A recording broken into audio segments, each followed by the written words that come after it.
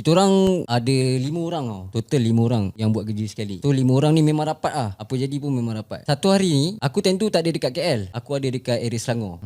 Aku ada dekat area Selangor. And then dia call aku. Kawan aku ni call aku. Minta aku barang sekilo. Sekilo ganja? Sekilo ganja.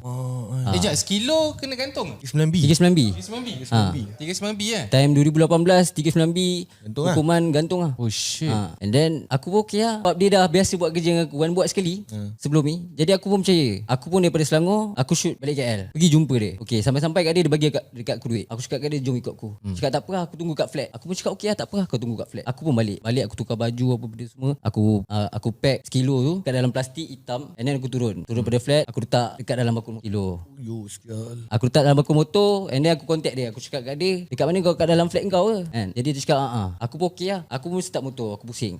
Kau start motor dengan barang sekilo dalam dekat ni. Ya. Oi yo, Sekilo tu anggaran besar mana? Ha? Sekilo tu anggaran besar mana? Besar buku teks sekolah. Ya.